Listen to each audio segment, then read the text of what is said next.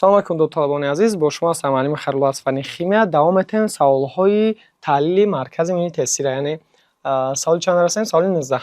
سوال چی میگه؟ میگه درجه اکسیدشوی خلور رو در پرخلورات کلسیم معاینه کنید. کلسیم خلور رو 4 مرتبه پرخلورات کلسیم میگن. درجه اکسیدشوی چی میگه معاینه کنید؟ خلور.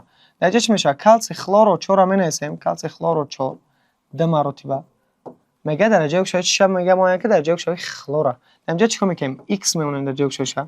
درجه اکسیدشوی کلسیم پلوس ایده میگیریم، درجه اکسیدشوی اکسیژن میشه مینوس ایده. فهمو؟ یعنی آبشی ذرهش میشه آبشی ذرهش 0. دالشی درجه اکسیدشوی اگر پلوس ایده باشه کلسیم میفرمایش پلوس ایده. ایده در خلور هم داخل داره، در اکسیژن هم داخل داره. فراموش نکنید. یعنی dxi خلورای dx مینوسی اینجا اینجا مینوس میشه مینوسی 4 کرده 8 هسته با 8 کرده اینجا میکنیم چه میشه 16 مینوسی 16 برابر دی چند 0. dx هم میایم dx برابر پلوسی 2 بود ای برابر اگر اس بزنیم مینوس میشه که مینوسی 2 مینوس 16 بود ای برابر میگذاریم میشه پلوسی 16. یعنی dx برابر دی پلوس 16 دارم میگیریم پلوسی 14. اگر من x بیاوم پلوسی 14 تقسیم 2 کنم پلوس 14 تقسیم 2 میشه چند؟ پلوسی 7. یعنی درجه اکسیدشوی خلور درجه پلوس چند پلوسی بزبش نه درجه اکسیدشوی خلور درجه چند پلوسی 7 اینه پلوسی 7. فهمو؟ این درجه اکسیدشوی خلور برای ده. سوال 20. در کدام قطار درجه اکسیدشوی نیتروژن می افزاید معنی را که یک تا چی شده درجه اکسیدشویش زیاد شدن گیره. اینا میگن درجه اکسیدشوی افزودن، یعنی بالانس شدن. این مثال درجه جوابی درست وریانت ا میشود. چی با؟ برای که من اگر درجه اکسیدشوی NH4 خلور را بیاورم، بچه‌ها درجه اکسیدشوی را یافتن، چند راه میتونه شده. یا از که کی دمی درجه اکسیدشوی نیتروژن ده، یعنی امونی ده همه وقت مینوس نیتروژن. یعنی نیتروژن ما اگر x باشه گیدروژن درجه اکسیدشویش پلوس 1 باشه، خلور مینوس 1. فهمو؟ نیتروژن هم میگه بیا x درجه اکسیدشوی گیدروژن پلوس 1 خلور مینوس 1. یعنی می‌نویسیم x پلوسی 4 کره 1 4 میشه و مینوسی خلور چه میذارش مینوسی 1 برابر دی چند 0. x برابر یا همشون پیش برابر بودن که ای برابر میگذارم میشن پلوس 4 بود مینوس 4 مینوس 1 بود اسم میگذارم میشه پلوس 1 x برابر پلوس 4 پلوس 1 مینوسی 3. این درجه اکسیدشوی نیتروژن درجه چند مینوس 3. در NH2OH میایم درجه اکسیدشوی چند NH2OH درجه اکسیدشوی دام هم میایم رنگ نمی خلورات کسی چه خیلی گفتن کنم خیلی درجه اکسیدشوی نیتروژن x گیدروژن پلوس 1 خی OH بیا هر دو بگیریم OH آبشی ذرهش مینوس 1 مینوس 1 تا می‌نویسیم x د کره 1 پلوس 2 میشه مینوس چند اینجا مینوس 1 برابر دی چند 0 برابر دی 0. می‌نویسیم x برابر پلوس 2 بود اسم میگذارمش مینوس 2 مینوس 1 بود پلوس 1 x برابر مینوس 2 پلوس 1 چند میشه مینوس 1. یعنی در درجه اکسیدشوی نیتروژن چند مینوس 1.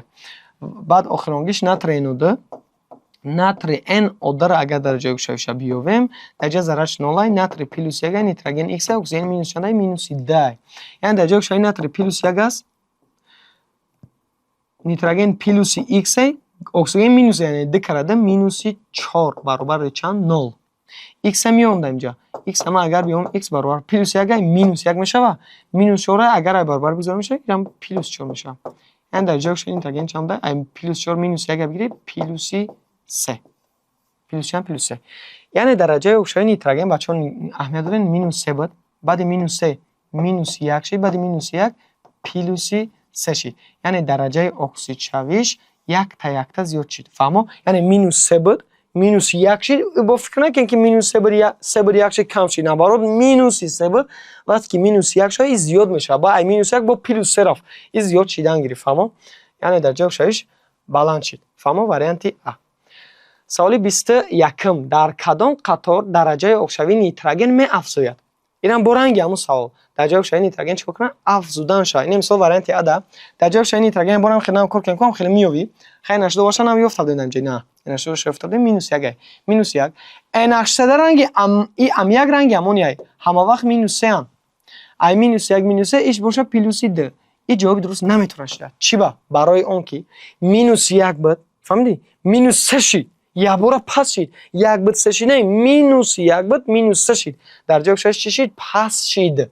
این طوری نمیگیره. بعد زیاد چی این اخیرش نگاه نکرد تا امی پدریت ببین که پدریت می افزای من داره که پدریت بالانس شه. این نه که یا بر پس شه با بر بالانس شه. این نه پدریت بالانس شه. وارنت یا نمیشه. وارنت ب n8 da minus 3 n8 da minus 1 ana n oda باشه پلس ده. ana جوابی درست وارنت ب. برای که minus 3 بود minus 1 شد با minus 1 با پلس چند رفت پلس ده. یعنی درجه شد زیاد شد. فهمو؟ وارنت اس دارم هم خیلی درجه شش پدریت نمیافزایه. برام که جواب درست فقط وارنت ب میشه. سوال 22 هم درجه شنی تگه میگم میافزایه یک تشابیهی که درجه شش یک تا چی بشه زیاد شدن بگیره. اینا میگن افزودن. فهمو؟ ایش خود میتونی چیکار کنی؟ کار کنی. سوال 23 میگم میس و سولفور در کدام نسبت مساوی پیوست شده میتونن؟ میس و سولفور در کدام نسبت مساوی؟ یعنی ماسه میس میویم 64 ماسه سولفور میویم 32. تو باید تقسیمی خردترین که تقسیم عددی کنی که دیگه تقسیم نشون. تقسیم چند میکنیم؟ تقسیم 32 میکنیم. تقسیم چند؟ 32. هر چه تقسیم 32 میکنیم یعنی 64 تقسیم 32 2 میشه. 32 تقسیم 32 1. یعنی با کدام نسبتی مساوی گرفتیم؟ 2 با 1. یعنی واریانتی د. فهمو؟ یعنی که چیکار میکنیم؟ تقسیم 2 میکنیم یا با 64 تقسیم 2 میکنیم 32 میشه. 32 تقسیم 2 میکنیم 16. با تقسیم 2 با تقسیم 2 کدامه رفتی تا همین رقم 2 و 1 پیدا شد. 2 و 1 رقم این 2 و 1 نمیشه. همین رقمی که دیگه تقسیم 2 نشه. فهمو؟ سوال 24 این مثال آهن و سولفور با کدام نسبتی مساوی؟ اینم رنگ همی آهن و سولفور میگم. ماسه آهن 56 ماسه سولفور 32. ان اینجا تو تقسیم 32 نمیتونی کرده با بگو که فقط تقسیم خودت میکنم. نه تقسیم 32 نمیشه که 56. اینجا یه رقم میگیری که یه بار تقسیم کنی دیگه تقسیم نشه. اینجا میتونی 8 بگیری. چند میگیری؟ 8. میشم 8 تقسیم کنیم 56 تقسیم 8 7 میشه و 32 تقسیم 8 4 میشه. یعنی با کدام نسبتی مساوی گرفتیم؟ 7 و 4. نه 7 و 4 با یگان دیگه تقسیم میشه. نه من جواب درست برای اندشید. یعنی که تقسیم 2 کدام میره تقسیم 2 میکنی تقسیم 2 میکنی هیچ 14 میشه 6 با برگه تقسیم 2 میکنی 7 4 میره دیگه تقسیم نمیشه. فهمو؟ خیلی سوال 25 میشه مگنی و سولفور میگه. نه مگنی و سولفور میتونی که این شیا بر خودت چیکار کنی خودت کار کنی. سنگش رنگم با رنگم یو مسئولشون بنویس تقسیم که یه رقم ببره که دیگه اود تقسیم نشه. فهمو؟ سوال 26 ماسه کدام ماده از همه زیادتر است؟ یعنی ماسه واحد ماسه گرمه بچو میگم ماسه کدام میو زیادتره نه که در جای لیتر رو بگی. فهمو؟ لیتر رو بگی نه که ما را چی برسه ماسه شونه. تو چیکار باید بکنی؟ با گفته تو باید یک کار کنی همه لیترای دادگی را تو باید با ماسه بگردونی و ببینی که کدامش همه زیادتره. تمام. یعنی 11 یا از 10 لیتر 11 و از 10 لیتر چی سعوده را تو باید چیکار کنی با گرم بگردونی. نه x گرم 22 از 10 4 لیتر تاش لیتر میافکو 22 از 4 لیتر چند گرمه؟ ماسه سعوده امر چند گرم تاش گرم میافکو 44. تمام. نه x همیوی x برابر دی این با x میشه کو دو تگی 44 تقسیم ده 22 گرم. واریانت ا یوزی این واریانت چی بود؟ واریانت ا. واریانت ب را میبینیم. واریانت ب 16 و از 8 لیتر چی 8 اس چند گرمه؟ x گرمه. هر یک چه با لیتر میگه. 22 از 10 4 لیتر گرم تاش گرم ام 8 اس چه میگیم 34. ماسه سولفور 32 جمع 34. بیا کار کنیم اول هر یک چه تماس باشم بنویسیم بعد ماسه شون میایم. واریانت اس چه 22 از 10 4 لیتر n8 چند گرمه؟ x گرمه. با 22 از 4 تاش 22 از 4 لیتر میره n8 امر شنه n8 را پرسیده n8 گرم تاش گرم میره بچا فراموش نکنید گرم تاش گرم لیتر تاش لیتر همه گازها در شرایط نرمالی با 22 از 4 لیتر برابره. تاگ n8 امر شنه 17 اینم x شموز میویم و واریانت چی میشه؟ واریانت د میمونه. واریانت د واریانت د چه 5 از 6 لیتر اس نه 5 از 6 لیتر اس میگه چند گرمه؟ x گرم نمیدونیم ما با گرم گرم لیتر تاگش لیتر میگیره دائما 22 از 4 لیتر میگیریم تاگ لیتر را. فهمو؟ تاگ لیتر باید چند میگیری 22 از 4 برای که همه گازها با 22 از 4 لیتر برابره در شرایط نرمالی. تمام. اس او د امرش نه اس او د امرش گرم تاگش گرم میره 64. یعنی از سم دوره سولفور هم مثلا نه 32 جمع با 32 اکسیژن 64. اگر یک واریانت تو باید چکنی x شونه بیوی چون که x شونه میوی. یعنی مثلا واریانت در اگر ما بیام خیلی بیا بر تناسب باشم نسیم با یک نفهمین 22 از 4 پایان 5 از 10 6 ضرب چند 64. اختصار میکنیم 5 از 6 با 22 از 4 با یک تا با این 4 تا. فهمو 64 را تقسیم 4 میکنیم چند میشه؟ 16. چند میشه؟ 16. این واریانت 16 شد. 16 نیو 16 واریانت S. واریانت S ایش هم بیایم اگر 22 از 4 پایین میره 22 از 4 بالا میره ضرب چند؟ ضرب 17. 22 از 4 22 از 4 اختصار میشه چند گرم میمونه؟ 17 گرم خودش میمونه. واریانت چیمون آخرانگیش واریانت B.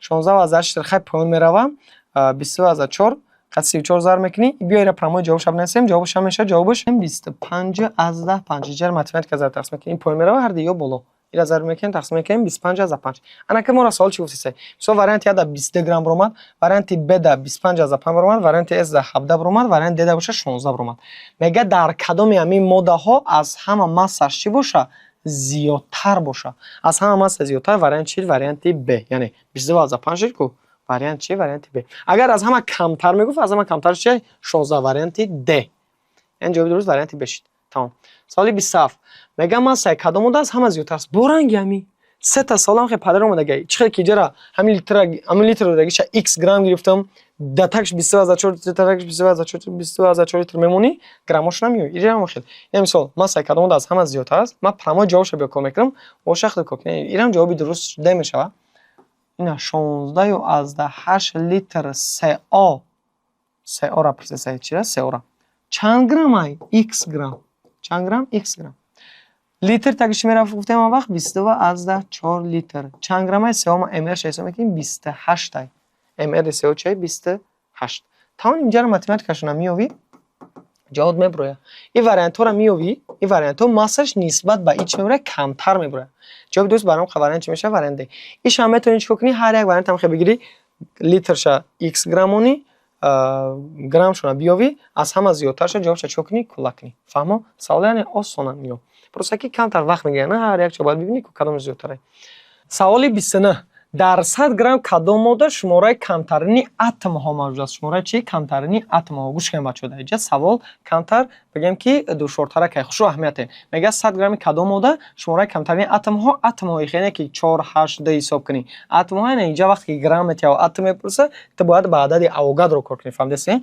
این مثال P4 فسفر P4 واریانت A P4 چند اتم داره خودش 4 اتمی فسفر داره لیکن در 100 گرم میگه تو مجبوری که 100 گرم با چی بگردونی با عدد اوگادرو 4 ضرب چند میکنیم 31 اپشی ای چند عدد اوگادرو x عدد اوگادرو چه 4 ضرب 6.0 ضرب ده درجه چی 23 اتم یعنی یک مولمو با 6.0 ضرب درجهش 23 مولکولای اتمی یعنی ذره عبارت است عدد اوگادرو اتم گفتیم 6.0 ضرب درجه 23 را در نظر فهمیدید انا که اینجا ما باید x بیام x ما اگر بیام x برابر چی میشه 4 با 4 اختصار میشه این پایین میره واکو 100 ضرب 6.0 چند میشه 100 ضرب 6.0 602 میشه ضرب ده درجه چند 23 ضرب ده درجهش 23 چند داره من را که بعد همین 600 23 تا دیگه نولای ما 23 تا نول نمی‌نویسم کد کنید اما شما نمی‌نویسمش تقسیم چند تقسیم 31 این واریانت A بود واریانت B تقسیم کردن از درجه مدت در کنید برای که تقسیم کنیم وقت بسیار میگه که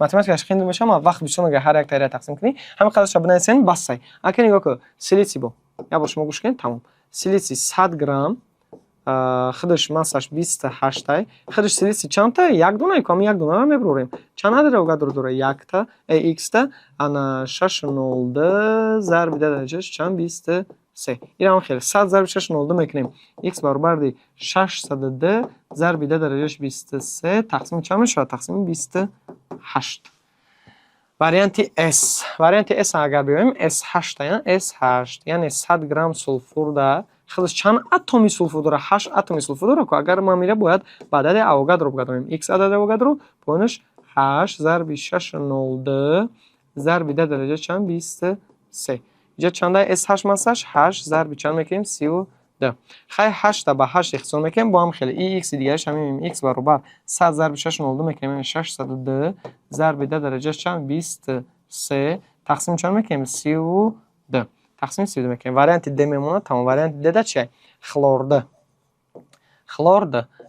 را همین چند اتم داره خودش خلورده دو تا خلور داره یعنی در 100 گرم ما د ضرب 35 از 10 5 ما خلور 35 از 5 اینجا چی میشه x در رو د ضرب چند میکنیم 6 0 د ضرب درجهش چند 23 فهمو 6 0 ضرب درجهش 23 x هم میویم x برابر x هم میویم با هم میخلی x اگر من بیوم 100 ضرب د ضرب 6 0 یعنی د بعد را بیا اول حساب کنیم 100 ضرب 6 0 میکنیم 600 میشه 600 ضرب درجهش 23 تقسیم چند میکنیم تقسیم 35 از 10 5 خلاصه گپ که در هر چهارمی واریانت تو چیکار میکنی 600 ضرب درجهش 23 تقسیم ام ار یعنی یک اتممو 31 فسفر 31 سیلیسی 28 سولفور 32 خلور چند 35 از 5 تقسیم میکنی میبینی که در کدامش شماره کمترین اتم ها موجود است فهمو کدامش کمترین میبره تقسیم نکردم خیلی نگاه کنه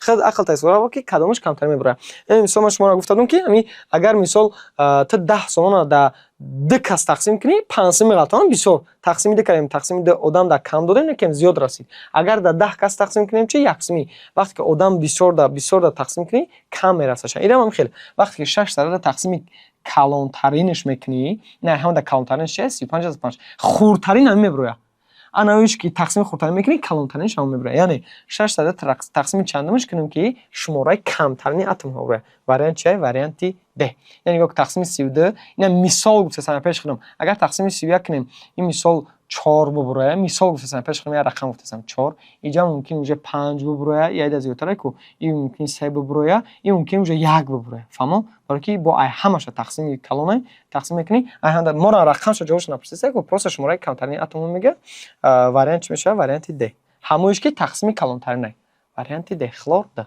فهمو اگر مقدار زیادترین اتم ها میگفت مقدار زیادترین اتم ها همش که تقسیم خودتر میکردی و جوابش میشه سیلیسی فهمو سوالی سی سوالی سی هم با رنگ همی SH میگه هر یک واریانت هم ببری شماره زیادترین اتم ها میگه چیکار میکنیم با نیم رنگ همی اینا مثال سولفور چه کردیم نیم سولفور SH اینا یه بار دیگه می‌نویسیم SH می‌نویسی 100 گرم میبری چند تا سولفور 8 تا فهم دستن چیکار میکنیم رنگ همون ویدیو پیش این سالی 29 مثلا 8 ضرب 32 جاش هم خیلی 8 ضرب 6 0 ضرب درجه چند 23 x هم میوی در هر یک ورام با هم خیلی میکنیم پیچور میبروری اد اوسه تاکسی میبروری هم خیلی زر تقسیم میکنیم با 100 ضرب 6 0 میشه در همش همین خیلی میشه خلاصه x پالبون با 600 ضرب درجه چند میشه 23 تقسیم ام ار یعنی سولفور چند 32 8 برش اقسام شکل هر یک واریانت شما خیلی تقسیم کنی 600 تقسیم 32 600 تقسیم 31 600 تقسیم 1 تا 3 مثلا چنده 16 600 تقسیم 19 شماره زیادترین اتم ها میگه همونش که تقسیم چی میکنی خردترین کدامش تقسیم خردترین میکنی در اینجا ما سعی خردترینش ما سعی خیلی 19 گفتیم ما سعی چنده 16 ما سعی 31 ما سعی 32 شماره زیادترین همونش که تقسیم خردترین میکنی یعنی واریانت میشه واریانت اس فهمو آسان این 600 تقسیم هر یک شتن خیلی بگی برور جواب درست واریانت میشه واریانت است 31 هم خطا میتونه که هم خیلی کنین شماره زیادترین اتم ها میگه با هم خیلی اوسر میبره هر یک تاشم میبره مقدار زیادترین همونش میشه که مثلا 6 کمترین این مثلا 16 این مثلا 31 این مثلا 14 این مثلا 32 با هم خیلی 600 تقسیم 32 میشه 600 تقسیم 31 رنگ نمی میشه چه کمی کار کردیم که میتونه که همون سوالا را رنگ همی با هم خیلی کار کنی اگر بگی تز اگر بیام بگوین خیلی کار کنی اگر بگی خودداری نه خیلی خودداری میشه انا شماره زیادترین اتم ها همونش که تقسیم خردترین میکنیش